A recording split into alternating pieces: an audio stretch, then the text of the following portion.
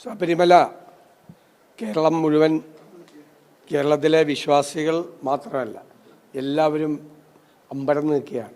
കാരണം ശബരിമലയിൽ നടന്ന സ്വർണ്ണക്കൊള്ള കേട്ടുകേൾവിയില്ലാത്തൊരു കാര്യമാണ്.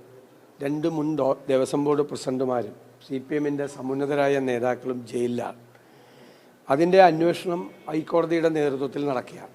നമുക്കതിനകത്ത് പൂർണ്ണമായ വിശ്വാസമുണ്ട്. പക്ഷേ ആ അന്വേഷണം മുമ്പോട്ട് കൊണ്ടുപോകുന്നതിന് മുഖ്യമന്ത്രിയുടെ ഓഫീസ് SITയുടെ മീതെ സമ്മർദ്ദം ചെലുത്തുകയാണ്. കാരണം മുൻ ദേവസ്വം മന്ത്രിയെ ചോദ്യം ചെയ്യാനും തുടർ നടപടികൾ സ്വീകരിക്കാനും ഈ തെരഞ്ഞെടുപ്പ് വരെ അത് മാറ്റിവെക്കണമെന്നുള്ള സമ്മർദ്ദം SITയുടെ മീതെ ഉണ്ട്. കാരണം തെരഞ്ഞെടുപ്പ് കാലത്ത് അതൊരു വിവാദമാണ്. അപ്പോൾ തെരഞ്ഞെടുപ്പ് കാലത്ത് ഗൗരവതരമായി ചർച്ച ചെയ്യപ്പെട്ട വിഷയം ശബരിമലയിലെ സ്വർണ്ണക്കൊള്ള തന്നെയാണ്. പിന്നെ മുഖ്യമന്ത്രി കുറേ ചോദ്യങ്ങൾ എന്നോട് ചോദിച്ചിട്ടുണ്ട്. ഞാൻ മുഖ്യമന്ത്രിയുമായിട്ടൊരു തുറന്ന സംവാദത്തിന് തയ്യാറാണ്. ഞാൻ വെല്ലുവിളിക്കൊന്നുമില്ല. ഞാൻ മുഖ്യമന്ത്രിയെ വെല്ലുവിളിക്കുക, ഞാൻ ആരെയും വെല്ലുവിളിക്കാറില്ല. സാധാരണ ഇങ്ങനെ സംവാദത്തിന് ആരെയും വെല്ലുവിളിക്കാറില്ല. ഞാൻ മുഖ്യമന്ത്രിയെയും വെല്ലുവിളിക്കുന്നൊന്നുമില്ല. പക്ഷെ ഞാൻ മുഖ്യമന്ത്രിയുമായി അദ്ദേഹം പറഞ്ഞ എല്ലാ കാര്യങ്ങൾക്കും ഒരു തുറന്ന സംവാദത്തിന് തയ്യാറാണ്. അദ്ദേഹം പറഞ്ഞൊരു ഒരുപാട് അബദ്ധങ്ങളും തെറ്റുകളും അദ്ദേഹത്തിൻ്റെ എന്നോടുള്ള ചോദ്യങ്ങളിലുണ്ട്. ഒന്ന്, വിഴിഞ്ഞം തുറമുഖത്തിനെതിരായി അതിശക്തമായ സമരം പ്രതിപക്ഷം നടത്തിയെന്നാണ് അദ്ദേഹം പറയുന്നത്. പ്രതിപക്ഷം സമരമൊന്നും നടത്തിയിട്ടില്ല. വിഴിഞ്ഞം തുറമുഖത്തിനെതിരായി സമരം നടത്തിയിട്ടില്ല.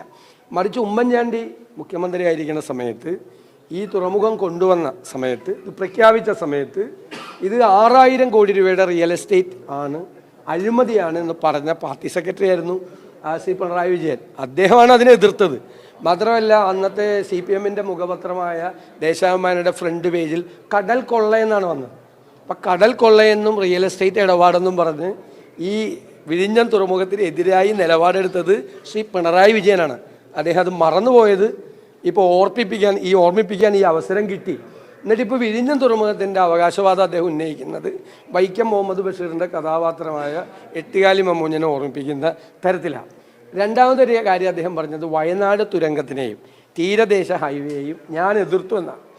ഞാനത് പറഞ്ഞ സ്റ്റേറ്റ്മെൻറ്റ് വളരെ കൃത്യമാണ്. പാരിസ്ഥിതിക ആഘാത പഠനം നടത്താതെ ഈ രണ്ട് പരിപാടിയും നടത്തരുത് എന്നാണ് പറഞ്ഞത്. കാരണം ഞാനിത് പറഞ്ഞതിന് ശേഷമാണ് വയനാട്ടിൽ വലിയ ലാൻഡ് സ്ലൈഡ് ഉണ്ടായത്, വലിയ അപകടം ഉണ്ടായി, ഇത്രയും ആളുകൾ മരിച്ചത് അതിന് ശേഷം.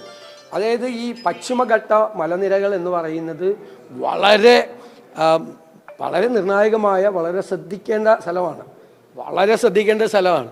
കാരണം നമ്മുടെ കാലാവസ്ഥാ വ്യതിയാനം ഉണ്ടായ സമയത്ത് അതിതീവ്ര മഴ ഉണ്ടായതാണ് അവിടുത്തെ അന്നത്തെ ആ ലാൻഡ് സ്ലൈഡിന് കാരണം.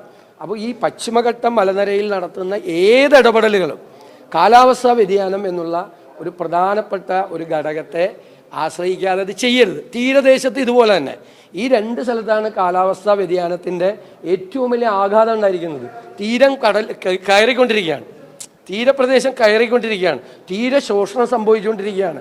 ഇന്ന് നിങ്ങൾ കാണുന്ന വീട്, മത്സ്യത്തൊഴിലാളിയുടെ വീട് അടുത്ത മൺസൂൺ കഴിയുമ്പോൾ കാണുന്നില്ല. അപ്പോൾ കാലാവസ്ഥാ വ്യതിയാനം ഗുരുതരമായ ആഘാതമുണ്ടാക്കിയ രണ്ട് സ്ഥലത്ത് വികസന പ്രവർത്തനങ്ങൾ നടത്തുമ്പോൾ പാരിസ്ഥിതിക ആഘാത പഠനം നടത്തണമെന്നും കാലാവസ്ഥാ വ്യതിയാനം മുഖ്യമായി പഠിക്കണം എന്നുള്ളത് അതൊരു ഉദാത്തമായ കാഴ്ചപ്പാടാണ്. ഞാൻ ആ കാഴ്ചപ്പാടിൽ ഇപ്പോഴും ഉറച്ചു നിൽക്കുന്നു. അത് ഇന്നത്തെ കാലഘട്ടത്തിൽ, കാരണം 195 രാജ്യങ്ങളുടെ ഈ കാലാവസ്ഥാ വ്യതിയാനത്തെക്കുറിച്ചുള്ള അവരുടെ റിപ്പോർട്ട്, IPCC റിപ്പോർട്ടും അതിന്മേലുള്ള അമേരിക്കൻ ബഹിരാകാശ ഏജൻസിയായ നാസയുടെ റിപ്പോർട്ടും സഭയിൽ കൊണ്ടുവന്ന പ്രതിപക്ഷമാണ് ഞങ്ങളുടേത്. ഗൗരവത്തോടു കൂടി ചർച്ച, കാരണം അറബി കടൽ ഉൾപ്പെടെ വളരെ മാറ്റം സംഭവിച്ചുകൊണ്ടിരിക്കുകയാണ് കാലാവസ്ഥാ വ്യതിയാനത്തിൽ. അപ്പോൾ ഇനി കേരളത്തിൽ നടക്കുന്ന എല്ലാ വികസന പ്രവർത്തനങ്ങളും തുടങ്ങുന്നതിന് മുമ്പ് കാലാവസ്ഥാ വ്യതിയാനം എന്നുള്ളത് നടക്കും. പിന്നെ വിഴിഞ്ഞത്ത് വികസനത്തിൻ്റെ ഇരകളുണ്ടായി.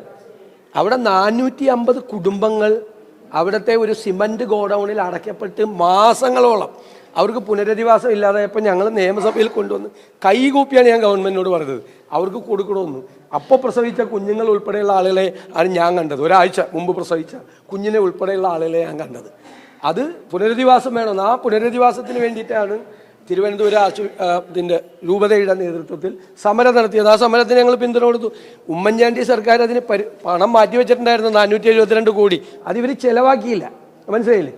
പിന്നെ ലൈഫ് മിഷൻ്റെ കാര്യം MM ഹസൻ പറഞ്ഞത്, ലൈഫ് മിഷൻ്റെ എന്താ ഞങ്ങൾ പറഞ്ഞത്, 5 പദ്ധതികൾ ഉമ്മൻചാണ്ടി സാറിൻ്റെ കാലത്ത് ഉണ്ടായിരുന്നത് സംയോജിപ്പിച്ചാണ് ലൈഫ് മിഷൻ പദ്ധതി. ഉമ്മൻചാണ്ടി സാറിൻ്റെ കാലത്ത് ഈ 5 പദ്ധതിയിലും കൂടി 4,55,000 വീട് പണിതപ്പോൾ ഇവർ 10 വർഷം കൊണ്ട് അത്രയും വീടേ പണിതിട്ടുള്ളൂ.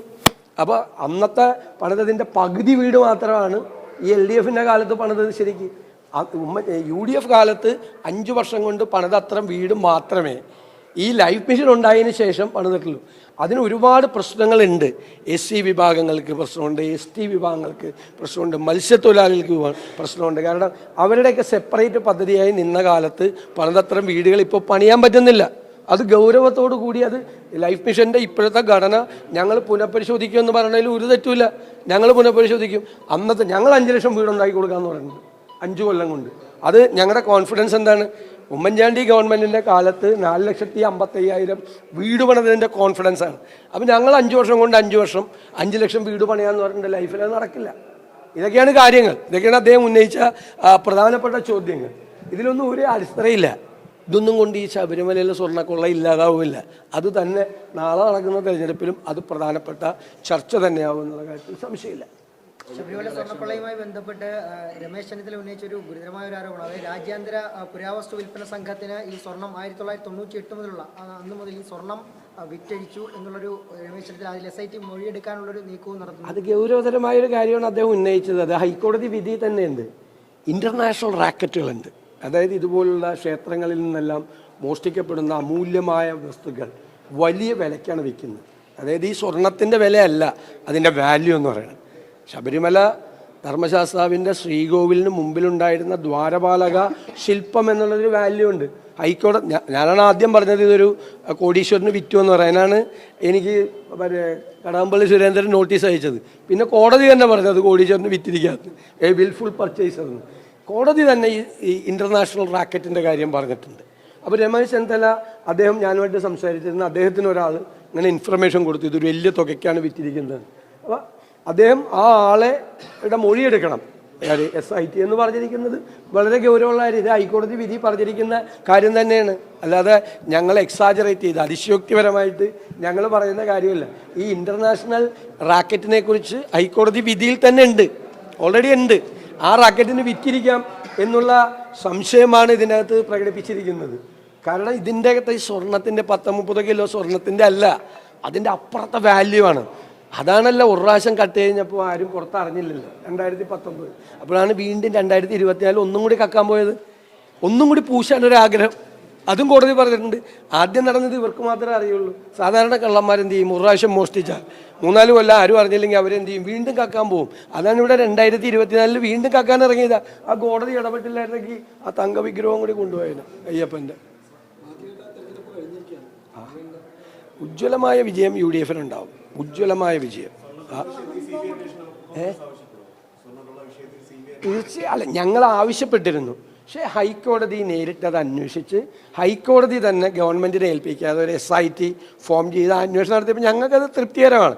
അവർ നന്നായി അന്വേഷിച്ച് പോകുന്നുണ്ട്. പക്ഷേ അവരുടെ മീതെ ആ മുഖ്യമന്ത്രിയുടെ ഓഫീസിൽ നിന്ന് അവരുടെ മീതെ വലിയ സമ്മർദ്ദമാണ്. അവരതിന് വഴങ്ങില്ല എന്നാണ് ഞാൻ കരുതുന്നത്. കാരണം ഹൈക്കോടതിക്കാണ് ഒരു നേരിട്ട് റിപ്പോർട്ട് കൊടുക്കേണ്ടത്. ഞാൻ SIT അന്വേഷണത്തിൽ ഒരു അവിശ്വാസവും ഞാൻ രേഖപ്പെടുത്തിയിട്ടില്ല. ഞാൻ മുഖ്യമന്ത്രിയുടെ ഓഫീസ് അത് N. വാസുവിനെ അറസ്റ്റ് ചെയ്യാതിരിക്കാനും വേണ്ടി വലിയ സമ്മർദ്ദം ഉണ്ടായി SITയുടെ മീതെ. എന്നിട്ടും അവരത് ചെയ്തു. രണ്ടാമത്തെ ആൾക്ക് അറസ്റ്റ് ചെയ്തു, രണ്ടാമത്തെ ദേവസ്വം ബോർഡ് പ്രസിഡന്റിനെ അറസ്റ്റ് ചെയ്തു. ഇനി അങ്ങോട്ട് പോകാൻ ഈ ഇലക്ഷൻ ഒന്ന് കഴിയട്ടെ എന്നുള്ള ഒരു സമ്മർദ്ദം അവരുടെ മീതെ ഉണ്ട്. ഓക്കെ, പിന്നെ അവർ പോലീസ് ഡിപ്പാർട്ട്മെന്റിലെ ഉദ്യോഗസ്ഥർ തന്നെയല്ലേ. മറ്റൊരു പ്രധാനപ്പെട്ട കാര്യം, ദേവസ്വം പ്രസിഡന്റിനെ ഉൾപ്പെടെ ചോദ്യം ചെയ്തു. പക്ഷേ അന്നത്തെ ദേവസ്വം ബോർഡ് മെമ്പർമാരെ ചോദ്യം ചെയ്യുന്നില്ല എന്നുള്ളത്, അതായത് അന്നത്തെ 2 പ്രധാനപ്പെട്ട മെമ്പർമാർ അവരിലേക്ക് അത് അന്വേഷണത്തിൽ നിന്ന് കിട്ടുന്ന റിപ്പോർട്ടുകളുടെ അടിസ്ഥാനത്തിലാണ് SIT ചോദ്യം ചെയ്യുന്നത്. നമ്മൾ അവരുടെ ഡേ ടു ഡേ ആക്ടിവിറ്റീസിലൊന്നും അന്വേഷണത്തിലൊന്നും നമ്മൾ ഇടപെടുന്നില്ല. പക്ഷെ വിശദമായ അന്വേഷണം ഇക്കാര്യത്തിൽ ഉണ്ടാകണം എന്ന കാര്യത്തിൽ സംശയമില്ല.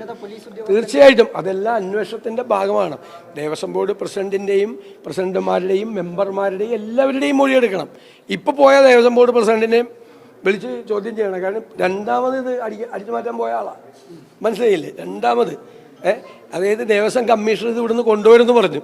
കോടതി തന്നെ പറഞ്ഞിരിക്കുന്ന കേട്ടോ, ഞാൻ പറഞ്ഞിരിക്കുന്നത്. 10 ദിവസം കഴിഞ്ഞപ്പോൾ അത് മലക്കം പറഞ്ഞു. അത് ഈ ദേവസ്വം ബോർഡ് പ്രസിഡന്റ് ഇടപെട്ടിട്ടാണ്. പുള്ളിക്കാണെങ്കിൽ ഇത് പൂശിയേ പറ്റുള്ളൂ, പുറത്ത് കൊണ്ടുപോയേ പറ്റുള്ളൂ, ഉണ്ണികൃഷ്ണൻ പോറ്റിയുടെ കയ്യിൽ തന്നെ കൊടുത്തേ പറ്റുള്ളൂ എന്നുള്ള വാശി ഇപ്പം ഈ പോയ ദേവസ്വം ബോർഡ് പ്രസിഡന്റിന് ഉണ്ടായിരുന്നു.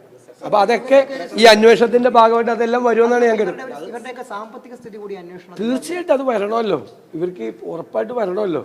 അവരൊക്കെ ഏത് സ്ഥിതിയിലായിരുന്നു, നേരത്തെ ഉണ്ടായിരുന്നു, ഇപ്പോഴത്തെ അവരുടെ സ്ഥിതി എന്താണെന്നൊക്കെ അന്വേഷിക്കുമ്പോൾ അറിയാൻ പറ്റും.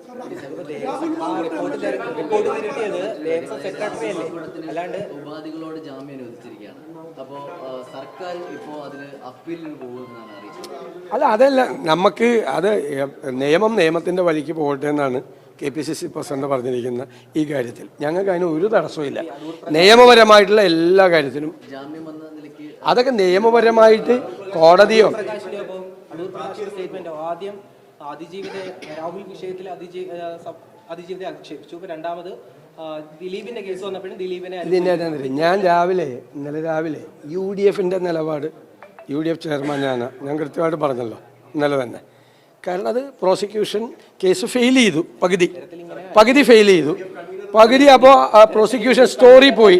അപ്പോൾ അപ്പോൾ അന്വേഷണം പോകണം. പ്രോസിക്യൂഷൻ അത് സ്വാഭാവികമായിട്ട് സാമാന്യ നിയമബോധമുള്ള എല്ലാവർക്കും അറിയാമല്ലോ. പ്രോസിക്യൂഷൻ അപ്പീലിന് പോകണമെന്ന് എല്ലാവർക്കും അറിയാം. അത് UDF അഭിപ്രായം ഞാൻ പറഞ്ഞു. പിന്നെ അത് കഴിഞ്ഞിട്ട് KPCC പ്രസിഡന്റും അതേ അഭിപ്രായം തന്നെ പറഞ്ഞു. ഞങ്ങളെല്ലാ നേതാക്കളും പറഞ്ഞു. അപ്പോൾ അടുത്ത പ്രാവശ്യം പറഞ്ഞപ്പോൾ എന്തോ ഒരു സ്ലിപ്പ് ഉണ്ടായെന്ന് തോന്നുന്നു. പിന്നീട് അദ്ദേഹം കറക്റ്റ് ചെയ്തല്ലോ. അതല്ലല്ലോ നമ്മുടെ അഭിപ്രായം അതല്ലെന്ന് ക്ലിയർ ആയല്ലോ.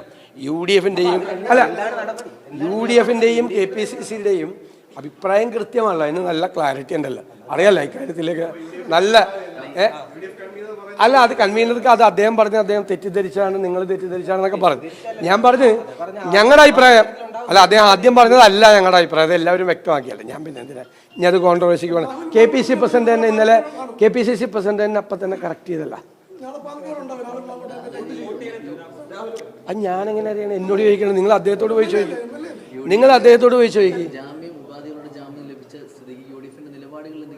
ഇല്ല. UDF നിലപാടിൽ ഒരു മാറ്റമില്ല, KPCCയുടെ നിലപാടിൽ ഒരു മാറ്റമില്ല.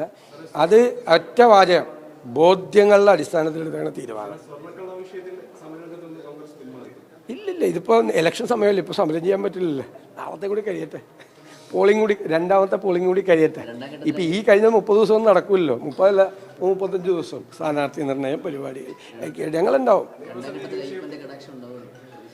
അല്ല, തീർച്ചയായിട്ടും ഇതിൻ്റെ അകത്ത് ഞാൻ പറഞ്ഞ അയ്യപ്പ ഭക്തർ മാത്രമല്ല, കേരളം മുഴുവൻ അന്തമിട്ടേക്ക് എന്താ നടന്നത്. ഉന്നതരായ 2 CPM നേതാക്കൾ അതിനേക്കാൾ ആളുകളെ അമ്പരിപ്പിച്ച് അവർക്കെതിരായി ഒരു നടപടി എടുക്കൂലെന്ന്.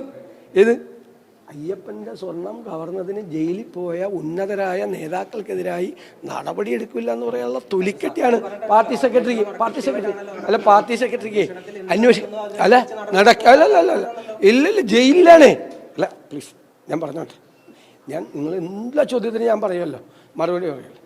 ജയിലിലാണ് 2 ഉന്നതരായ നേതാക്കൾ ജയിലിലാണ്, അകത്താണ്. രണ്ടാമത് ജാമ്യം കൊടുത്തില്ല, രണ്ടാമത്തെ കേസിലും കൂടി പ്രതിയായി. ഒരു നടപടി എടുക്കില്ല. അതെന്താണെന്ന് എനിക്കറിയാം, പേടിച്ചിട്ടാണ്. അവർ വല്ലതും വേറെ അടുത്ത ആളുടെ പേര് പറയാന്നുള്ള പേടിയാണ് സ്വാഭാവികമായിട്ടും. അതുകൊണ്ടാണ്. ശരി.